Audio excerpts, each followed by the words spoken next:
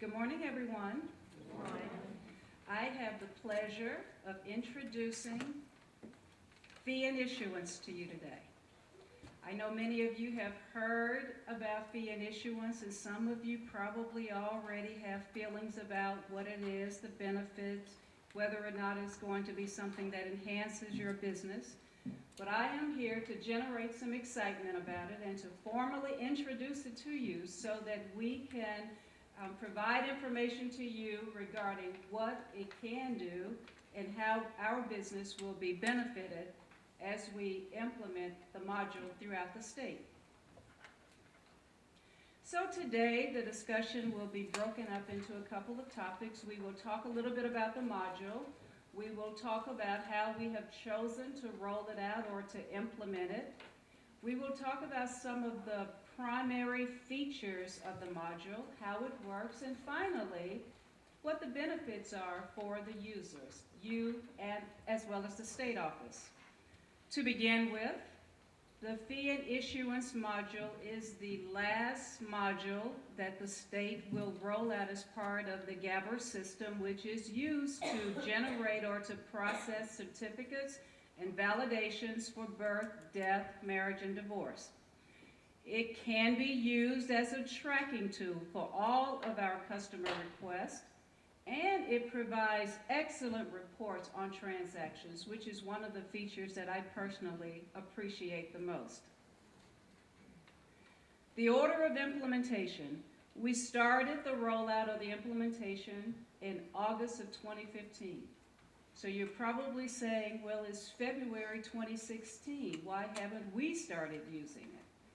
That's because we wanted to be sure that it worked. We wanted to be sure that we understood it. We wanted to be sure that if there were any issues associated with implementing the module, that they were taken care of or dealt with before we rolled it out to the counties. So we've been using it for a while, gradually rolling it out to from one office to another. We started with the lobby, and then we moved on to other operations. And at this point, we are about 70% in use of the module in the state office. So it is now a very appropriate time for us to introduce it to you, because following full implementation in the state office, we will begin to roll it out to all of the county offices. So there will be a select county pilot and there will be a rollout. When I finish my presentation, Gwen will come up and she will speak to you more about what this means for the individual county office users. In the module, there are 4 primary features. They are counter operations, mail, fax, online, and accounts receivable. As it relates to the counter, what we're referring to is when your customer comes in, make a request for a birth or a death certificate, etc., you are inputting that information into the fee and issuance module. A little bit of difference from what you're doing now, in that, at least in the state office, primarily when we processed orders prior to implementation, we were only capturing information on the registrant, the name on the certificate. But with this module, we are also capturing information on the requestor. In addition to that, it also includes information regarding the payment type. How are they paying us today? Is it a check? Is it a credit card? Is it cash? How many copies are they getting, etc.? And of course, the payment instrument depends on the payment instruments acceptable at your particular site. Mail and fax. If you currently have a mail process whereby customers request certificates through the mail, you will be able to process those orders in the fee and issuance module. Some of us use online processes such as Rover or VitalCheck, and there are others. If you use online systems for processing your requests, you will be able to continue using online processes, but you will input the information into the fee and issuance module. And then finally, accounts receivable. Some of our operations, such as the state office, we have customers with agreements whereby we produce copies throughout the month, and then at the end of the month, we generate a bill. You will be able to generate those billings, those monthly billings or quarterly, however you are generating them now. You will be able to generate that bill in the fee and issuance module using the accounts receivable module piece of it.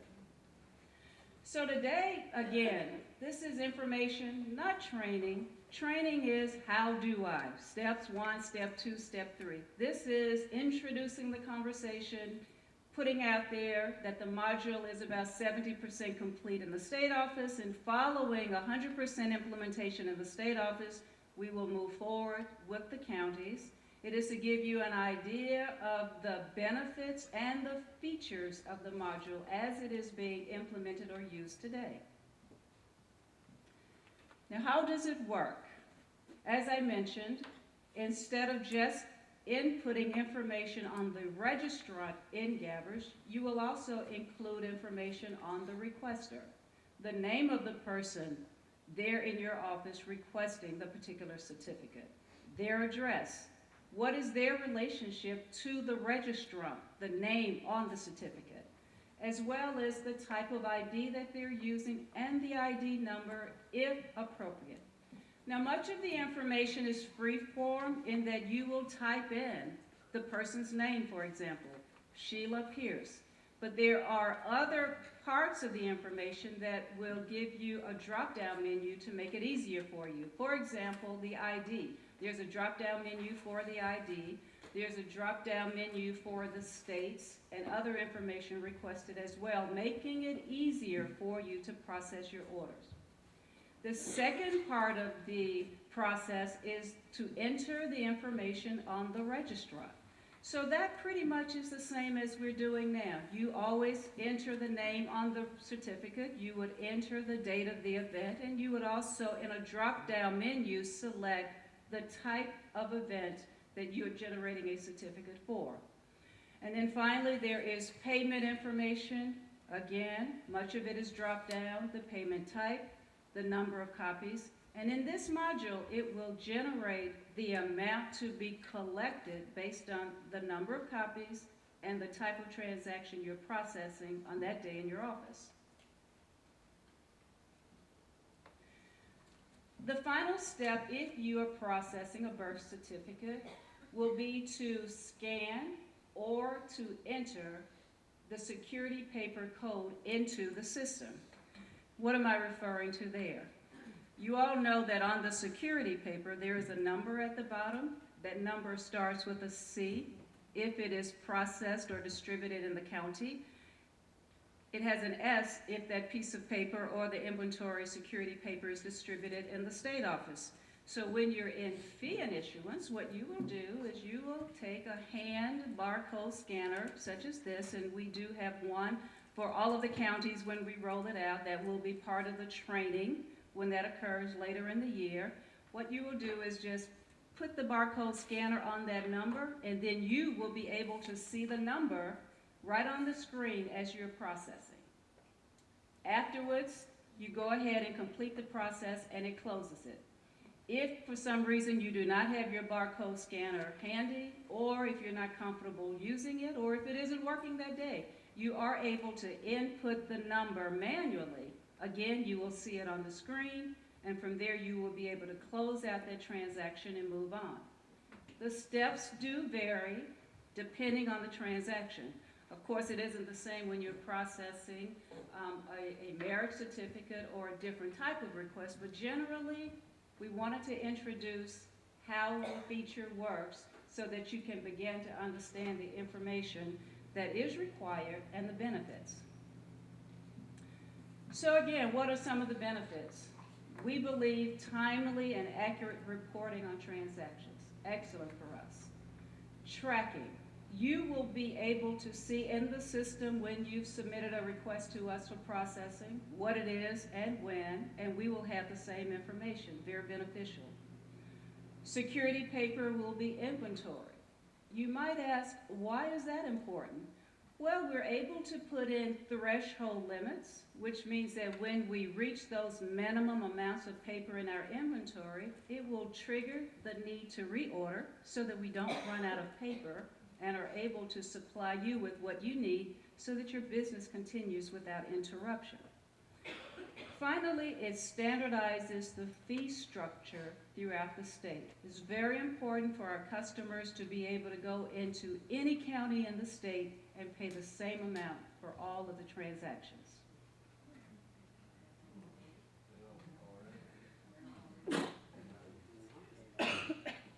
They do not in every state already. Every county, I'm sorry, in every county, thank you.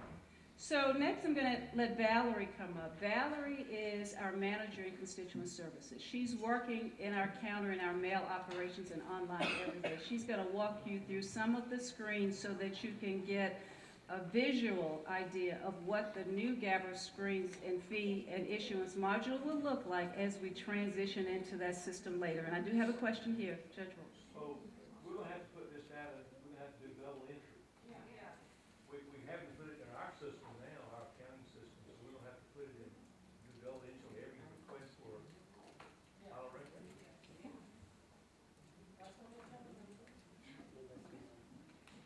Well, I've got a question though.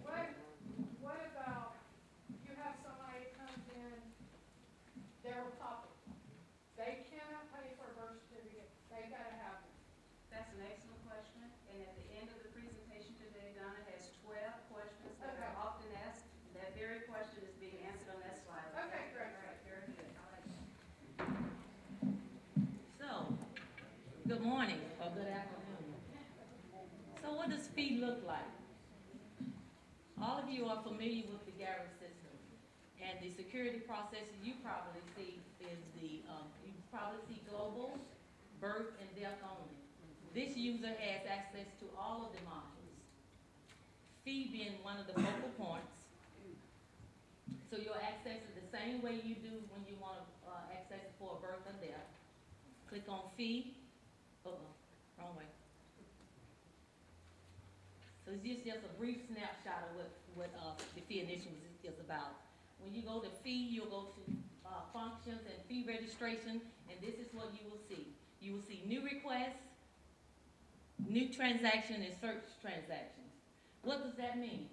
New requests are those requests that are starting from the requester standpoint that you're initially putting into the system.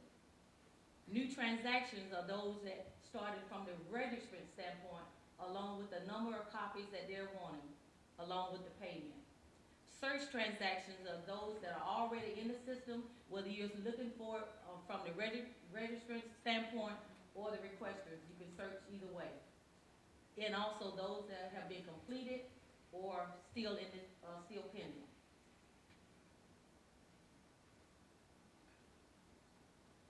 So if you enter a new request, this is the screen you will see, the new request data entry. As you will see that there are several asterisks by each of some of the screens.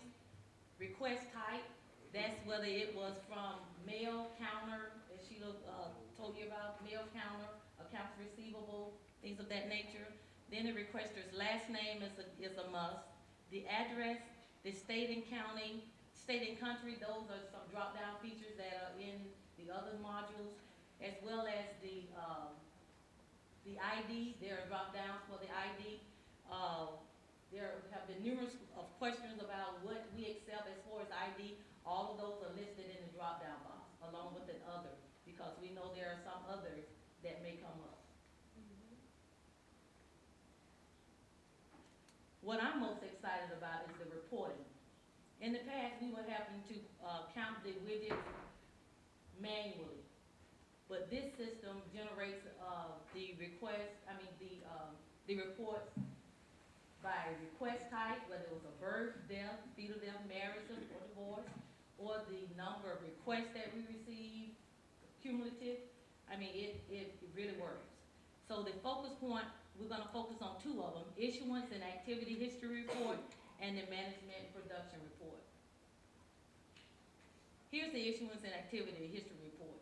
You can search it, run a report from and to date, your location. As you can see, this user has access to everything, all of the counties, including the state of Georgia. But you will see your county, and then you can generate that report either Excel or PDF. You will click generate. The management report, same concept. The from and to date, your location, but I like this one most because it gives me a report of what my staff is doing by username. Are you saying you can go look at any other county and get their? No, I said you'll see yours. Okay. You'll see yours.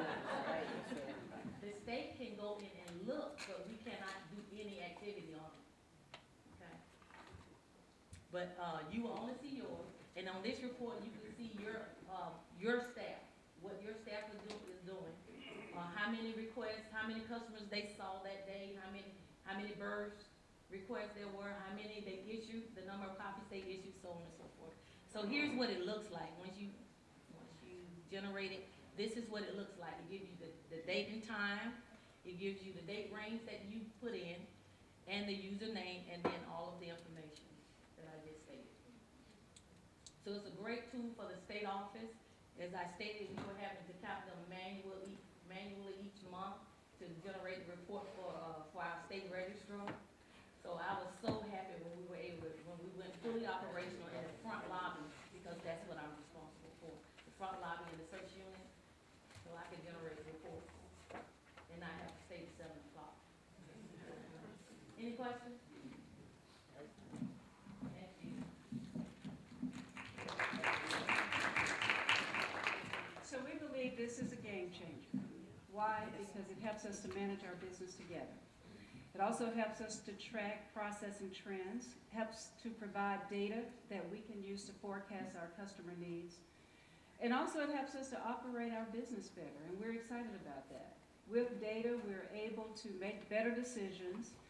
In the past, as Valerie said, manually we were identifying the number of various type of transactions that we were conducting out in the lobby or in our mail or online operation. But, we found that the benefit here is that, yes, it does take a little more time. Yes, it can be a hard product to sell to staff when they have customers in front of them and they're trying to move forward as fast as they can. But the benefit to us, the leaders, the managers of the process, is that you have really good information about what is going on in your organization, and for us, that has been very beneficial. So what we found is that as our employees continue to use the module and not vacillate and go back and forth, there are a lot of people in front of me today, can we please revert back to the system that we used before? The answer is no. Stick with it, move forward, and it has gotten better. Our production numbers are much better. They're not where they used to be. For example, on average, we see 220 plus customers a day at the state office. I think our processing time was 8, 10, 12 minutes on average for a customer to come in, get a certificate, and out the door. Well, with fee and issuance and all of the information that we're collecting and the wonderful reports that we're able to generate afterwards, we've probably increased that time to maybe 12 to 14 minutes. And on heavy days, really depends on the type of customer transactions that are needed in the lobby. So if you have a lot of changes and amendments, that does take longer than generating certificates, but on average, it is only added a few more minutes. So the confidence in the staff use of the product builds up with more use of it. The reports are wonderful that are generated behind it. And I'm here to tell you that someone responsible for the operations trying to beat production numbers and to do a good job, it was a hard sell for me to accept. When I first came to Vital Records in September 2014, first project I was given was to implement fee and issuance, and I thought it was a hard sell then, and I knew nothing about Vital Records.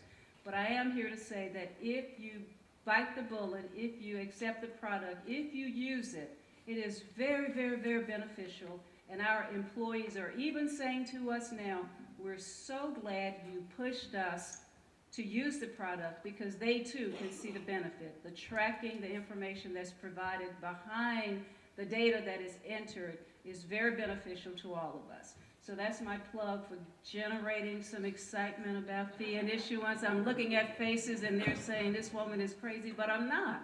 It is a good product.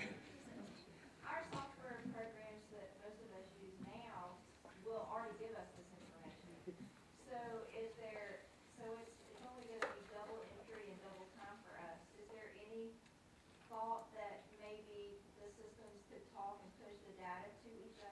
That question, That's what we did with weapons carry permits and stuff. We've got two different programs, but they push data so that we're not double entering everything. I can tell you that the very question came up yesterday, and the response that we gave is that that is something that we will definitely look into before we move forward with the rollout. The information was really good from other counties like yourself, and we did appreciate the feedback. So that is something that we're looking into. Okay. So the next phase of this is, what about me? Gwen will now talk about pushing it out to all of you. Thank you.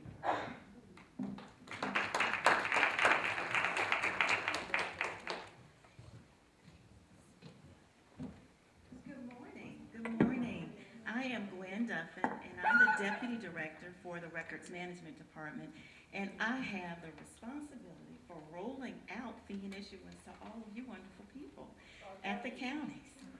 So I want to share some information with you about what we intend to do in terms of our county rollout. And first of all, I want to share with you the value of the fee and issuance modules to the counties. And Sheila and Val have already shared a lot of really good information. You've got a lot of information on the system already today. And then I'm going to share with you what our tactical plan is, because we had to put together a project plan to be able to roll this out to 159 counties. It's not a small feat by any stretch of the imagination. And then we'll talk a little bit about the pilot sites that we've identified. So in terms of benefits to the counties, efficiency, and I'll go into more detail about that, but efficiency, fraud prevention, tracking amendments, and I can tell you when we were at Gwinnett County yesterday, one of the ladies came up to me afterwards and she said, "You had me when you said tracking amendments." She said, because that's one of the issues that I have is tracking amendments that I send down to the state office. And then transparency. So I'll talk a little bit more about that.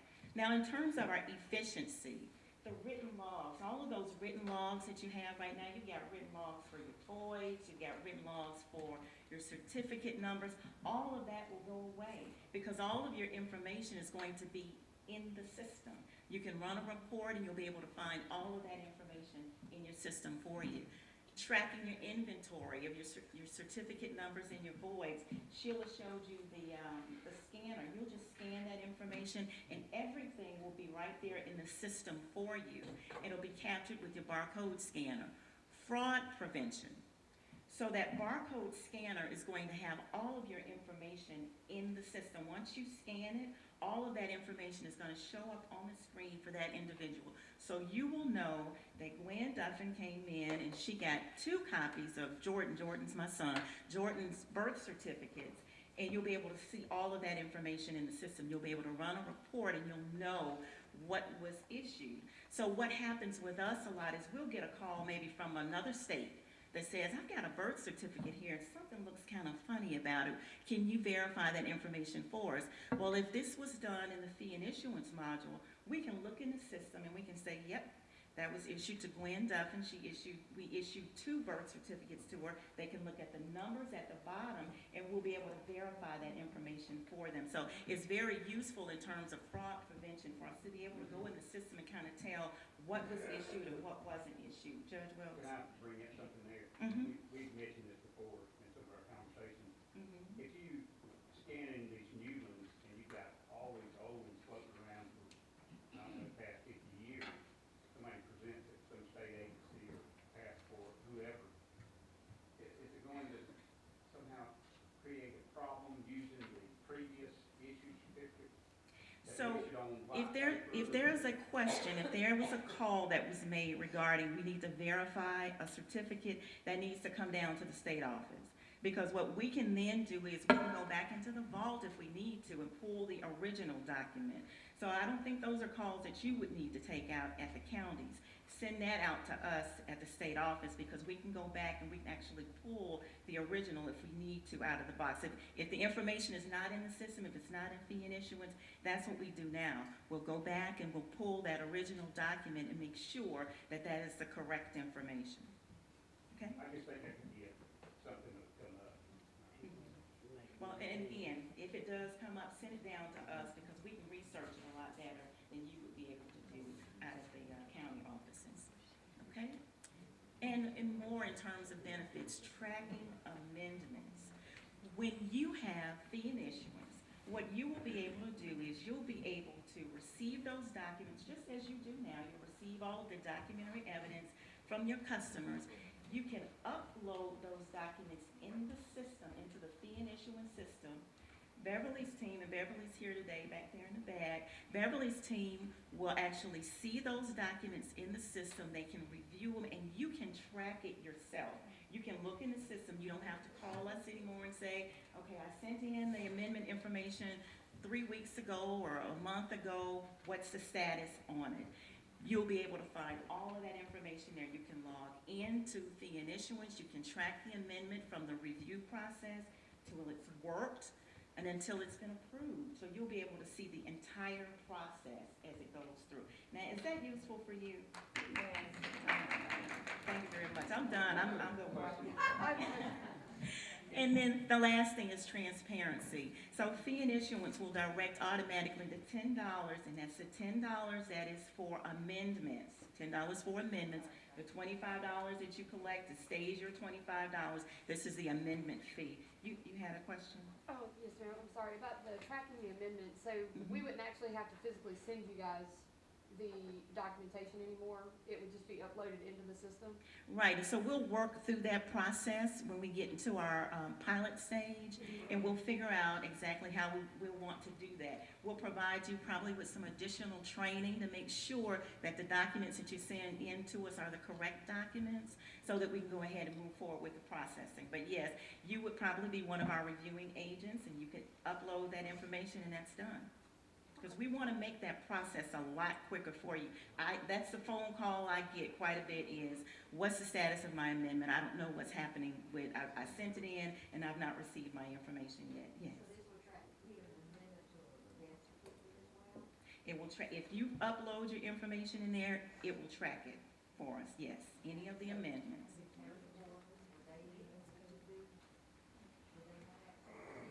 The county coroners, they wouldn't have access to it. No. The county coroners? Okay, well, if it. Okay, the pending. Okay. Can I ask a question about the $10? Yes. I don't think we collect $10 and send. You don't. Oh, okay, so, okay. You don't. So That- explain that. So there's and that's not new. It's in the code. It's the $10 that's for amendments. Anytime there's an amendment done, it's a $10 processing fee. And we don't collect it now because we don't have a way to collect it. But in the fee and issuance system, it'll automatically come out of the system. And again, it won't affect your money. It's your $25 that you normally collect, or whatever you're collecting, you'll continue to collect that in the same way. Okay? So I want to talk a little bit about what our tactical plan is here, because was there a question? So, would it be our standard 25 plus 10 once this comes out, or are you talking about, is that, like, when we put it into the fee and issuance, is the system gonna automatically allocate like $10? Right, that the amendment system will from the 25? automatically allocate the $10 out, yes. The system will automatically take it out. Take it out of what, though? We're not putting the money in your system. The money's in our box, our cash register, whatever you call it. So when you put it, when you put it in the fee and issuance module, it will automatically take it out of fee and issuance. Right now, okay. Well, then I'm not sure on that one. Donna, can you help out with that question? Actually, what's going to happen, we're gonna invoice you once a month. Okay, so it's an invoice. Amount it is, so you'll get an invoice from us. Fee and issuance has a way to invoice, to produce invoices, and we'll send those invoices to you all for however many $10 transactions took place. Okay, so it'll come out of fee and issuance, but it'll come out as an invoice. Currently, you're collecting $35. No. When you do an amendment, they purchase emergency, you collect 35. It's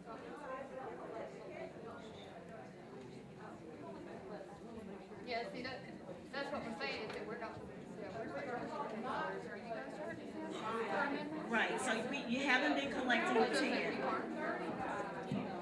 have 25 for us and 10 for y'all. You're correct. Okay. So it's 35 then, 25 for you, and then the 10, right, for the amendments, right? And then the 10 that will go to the state office. That was my And then the, question. and then the How y'all got invoice. here. Okay, through the invoice process, okay? All right. Is that 10 also gonna apply to delayed certificates, like for people that don't have one and they have to get one created, or are we This is supposed only for amendments. just for amendments? Only for amendments. Only for amendments. Okay. So let me talk, okay. Sorry. Yes, on the, you were talking about that you could send in your amendments, and would you be able to send in a court order also? Can you send in, can you, A court you order can, delay you versus can certificate? forward a court order in, yes. Now, on the court ordered amendments, would you have to send documentation, or can you just send the court order through? The documentation, because the staff still needs to review the documents. Is that $10? Even with a court order? Okay, now, I'm thinking you're asking me the question on tracking the amendments. Are you asking about Well, tracking you were amendments, the saying that information you're putting in the system? That we'll be able to scan and send to y'all any amendments, and that we can track it. Well, I'm asking if it's a court order amendment, would you need to send documentation with that? As a court order, we're not doing it now. So are you gonna ask for documentation at that time? We will want to see the documentation because the staff is going to need to review those documents. But if the court orders it, you have to do it. We shouldn't have to do additional documentation. I think that's her question. Yes, it is. Is it additional documentation? In addition to the court order. Okay, for on your court order documents, that you can just send us the court order form. Okay, I'm sorry, I didn't quite understand your question. So I'm gonna talk a little bit about what our tactical plan is here. Because again, to roll out to all 159 counties is not necessarily an easy task. However, we are up for the challenge. And I'm going to tell you a little bit about what we plan on doing and what we've already started doing. We've identified some pilot sites, and actually we have one of our pilot sites here, and that's Judge McCoy, and his team is also going to be one of our pilot sites. But we've got Chatham County, DeKalb County, Cobb County, Evans, and Columbia. And actually Gwinnett County also has been added to the list. So we've got a... Oh, okay, and Chatham County is here. So it's very important for us to have them as pilot sites because this is how we're going to figure out things like, well, now we've got to add the information into 2 systems, Gwen, that's too much. We had that same problem, you'll recall, when we rolled out the marriage module and you had your own system and we worked through that. I think we worked through, is it the IJT company? CJT company. So we were able to work with them to kind of interface those documents, and that's the same thing we're going to try and do here as we go through our pilot site. So we got that information from Gwinnett County yesterday. That was one of the concerns they had. So we're looking at that already now. But we identified subject matter experts, and what we're doing now is we're training our regional consultants because they'll be the team that's going to go out and actually provide the training to all of our counties. And we're developing our training tools now. We are working on training the trainers, and we're beginning our communications. And actually, this is part of our communication. This is us sharing information with you about the upcoming fee and issuance. Now, Sheila and Val talked to you a lot about what's happening down at the state office. We wanted to roll it out at the state office first, and then roll it out to the counties. Because before we roll it out to you, we need to work out any kinks that we have that we can figure out we've got down at the state office before we roll it out to you. We want it to be right. And that's part of the reason why our pilot is going to last as long as it will. Because we need to make sure that the issues that you all mentioned about double entry, we don't want you to double entry either. So those are some things that we're going to be working on during that pilot season. So that's why it's very important for us to have some of the larger sites as our pilots as well as some of the smaller ones. So you all let us know, you know what, Gwen, this doesn't work for us. We need the system to do this for us. And that gives us an opportunity to work on it for you because we want it to be something that's useful to you because it's got a lot of good tools, as they've already shared with you, that you could use. So that's one of the things that we're going to do. And as far as rolling out to the counties, one of the other things that we're going to do is, with our pilots, we want you to come down to the state office, and we're gonna actually show you the system. We're gonna walk you through fee and issuance. And we need you to share with us at that point, you know what, that doesn't work. It would be better if we were able to do this, or it would be better if we were able to do that. So that's why it's really important that we have that interaction with you. So we'll be inviting you down to the state office prior to go live, so you can share that kind of information with us. We hear what you're saying, and it's important to us that we're able to roll this out and roll it out right, okay? So right now, we've got a June 2016 rollout, and Donna and I have had this conversation, and if we're not ready by June 2016, if we're still working with the pilots, we've got a lot of issues that we still haven't worked out, then we're not gonna roll it out in June 2016. We're gonna roll it out when we feel like we're ready, and we feel like we've got a good tool for you to use. That is the tactical plan that we've got for you, and if you got any additional questions on fee and issuance, we can entertain those now for you. Everybody's already asked all their questions? Okay, well, I think at this, I'm sorry. On the marriage model, Mhm. is this designed where people could issue the marriage certificates through this?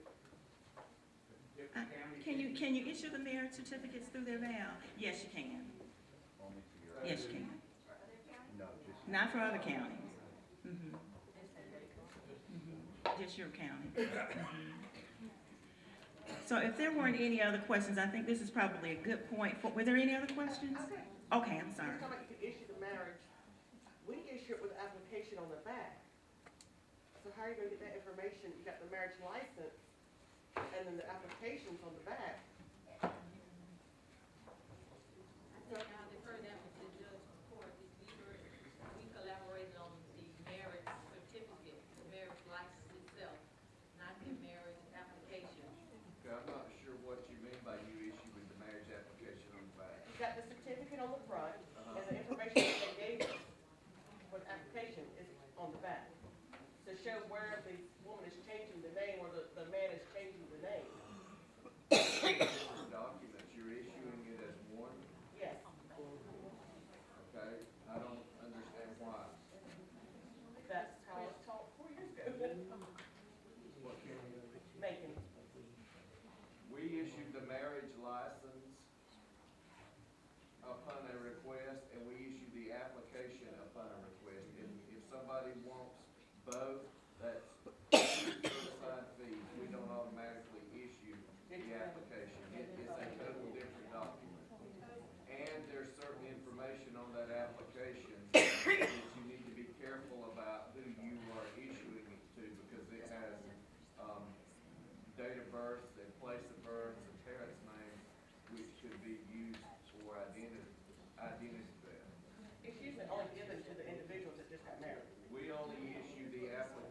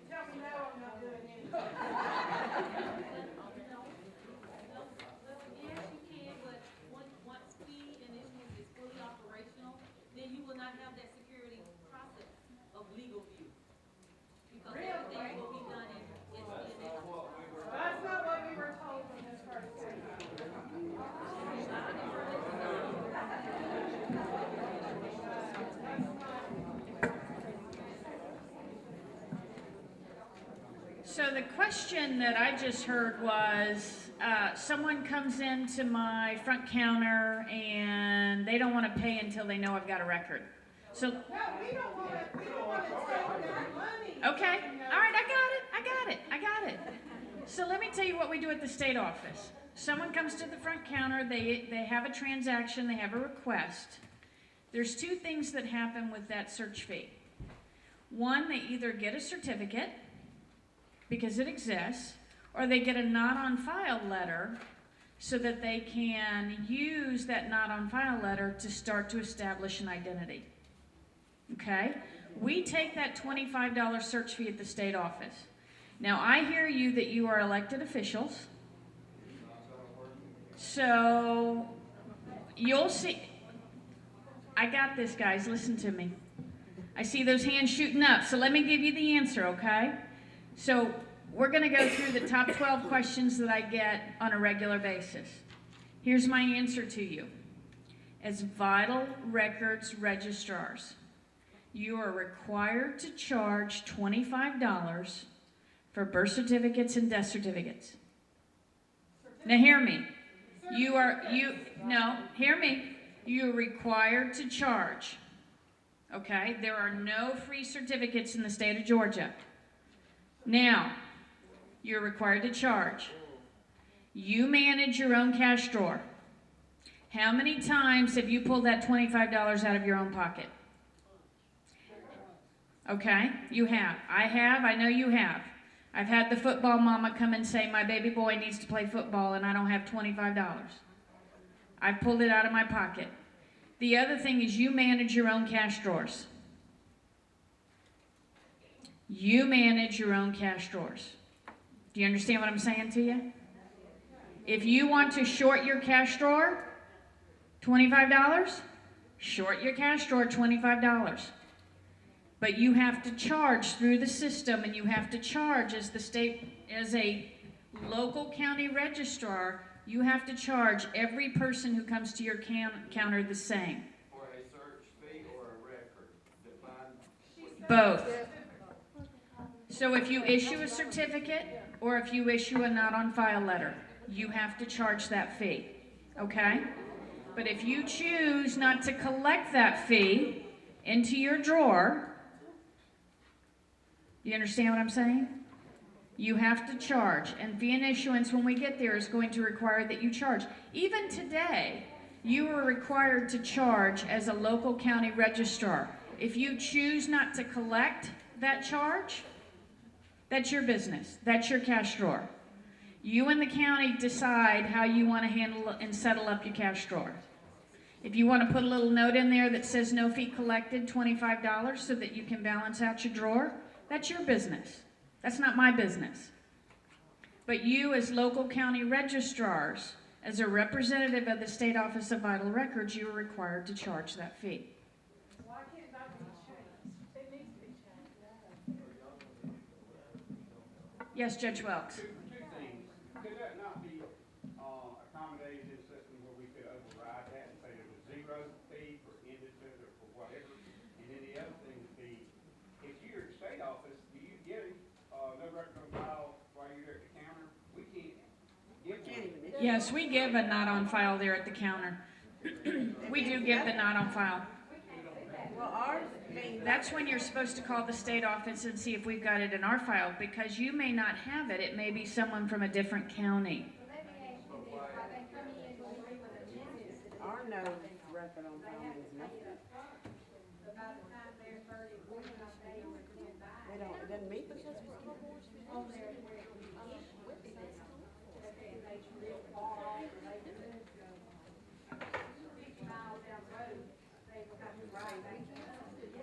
So there's other ways to get them their certificate. You can mail it. You can mail them their certificate. You can mail them their certificate. Yes, Judge. Was $10 not long ago, and it went, we were given notice of the public hearing, it went from 10 to 15, just a short period in 2010. And then, not 6 months later, it was raised to 25. Our constituents howl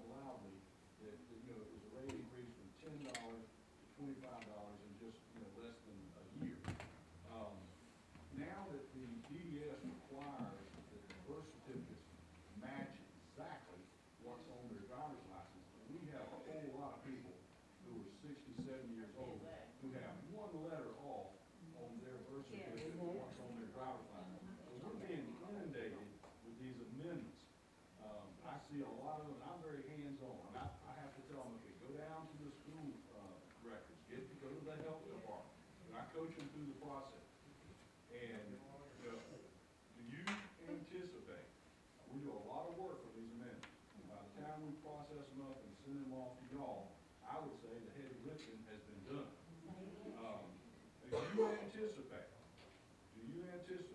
planning a rate increase for the amendment process, since this money will be directed to go to Atlanta? Do you anticipate a rate increase for the amendment fee? I do not.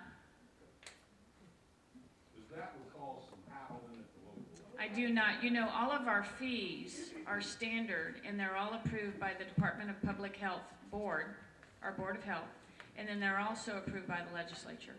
So any fee increase that happens, and we should all be charging the same fees, all of those are approved by the Board of Health and then the legislature. And I do not see anything in this year's legislative agenda that would suggest we're going to do a rate increase. Do you know what other states are charging for the amendments? Are we in line?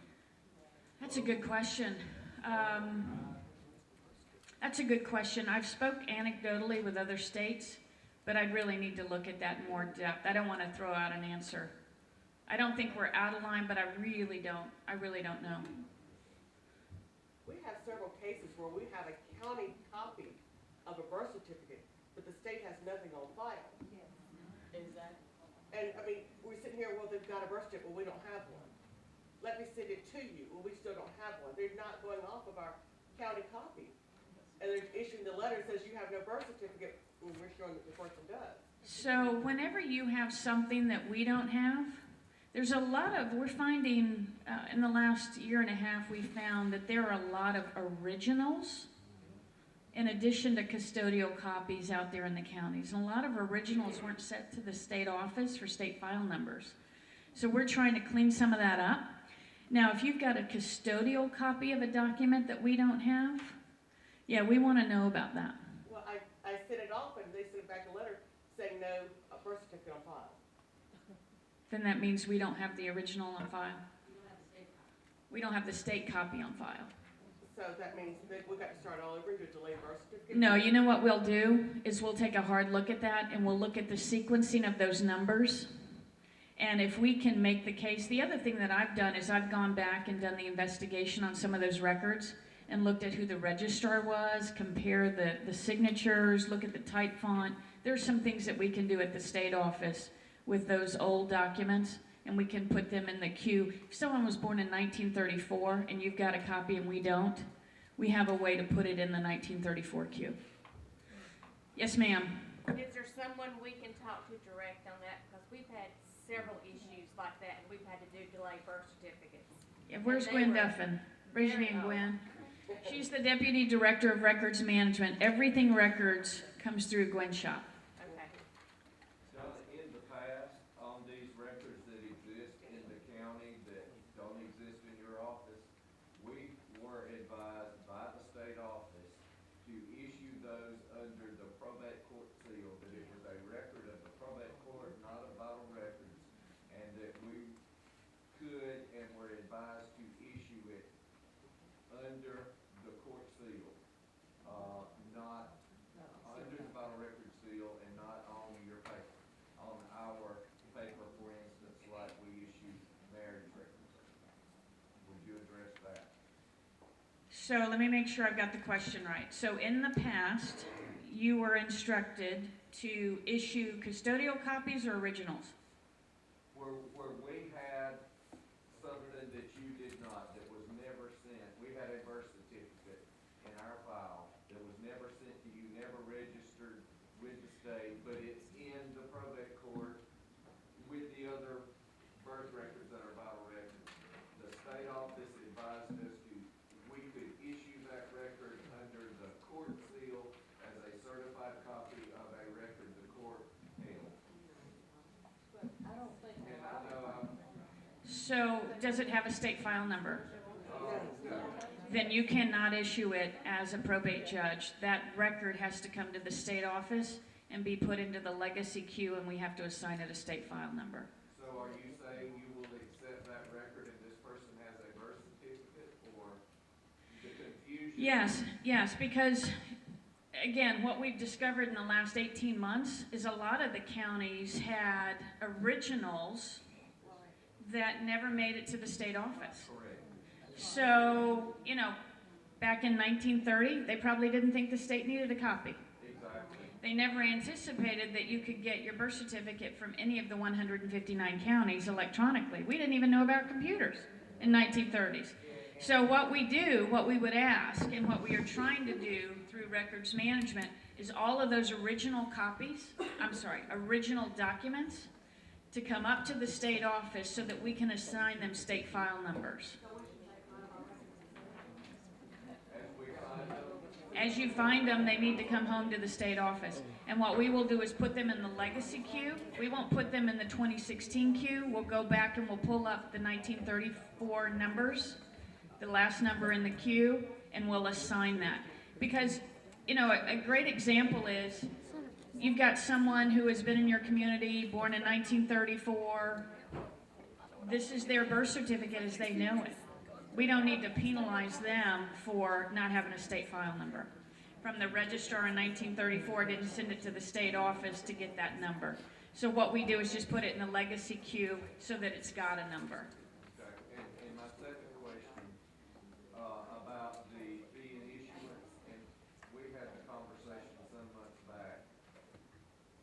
Customer walks in, my son Johnny's birth certificate, his name is spelled incorrectly. He was born 2 counties over. I want to do whatever I need to do to correct that birth certificate. They have nothing in their hand. We take their information and go to Gabbers to pull that record to see what we're working with. We had, I understood an agreement that there would be a way that we would be able to retrieve that record as a working copy for us to process this first amendment. Because all we're going on is what they're telling us at the counter. We don't have anything to look at. So I think Val mentioned that we won't have legal view. We won't have legal view inside fee and issuance, but we're not taking that function away. You'll still have it in your birth module. You'll still have it in your death module. We're not taking away your ability to look at a record. I'm sorry, Darren, what did you say? Still print that record as a working copy. As a white copy, absolutely. I mean, that's your job as a local county registrar. Yeah. I think what you just said there cleared up a lot. Because we heard once the fee and issuance goes into effect, we couldn't still view stuff otherwise, so, yeah. Absolutely not. We're not taking that away. That was not our intent. Because you've still got to be able to look at records. You've still got to be able to search. You've still got to be able to do what you do. Okay, we're all. Yes, ma'am. I'm sorry, everybody. I can't hear this lady's question. Could we have one meeting, please? Our file that don't have a state file number are gonna be sent to Gwen Duffin. That is correct. On a case-by-case basis. Don't empty out all the. On a case-by-case basis. And what we do is we have, because we know those folks born back in 1930s and 1940s, they may not have all of their information. And a lot of times, you all may know them out of the counties and say, oh, I know this person. So you'll send that information back to us, then I will look at it and say, okay, well, they've only got 2 pieces of identification, and we'll kind of try and work with them. That helps a lot because now I just use much as evidence to create a delay. So they have to go through all the process. I mean, there are documents in the files that we've seen in counties where everything is legitimate. The registrar signature matches other documents from that county.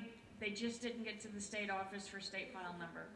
So we bring those home, we assign the state file numbers because there's no value in penalizing that person and saying, you know, when you were born in 1934, your local county registrar didn't do right by you. I think you should clarify that we may have a copy in our file that doesn't have a state file number, but it can be located in Gabbers with a state file number, and you don't want us to send you those copies. That is correct. Did everybody hear that one?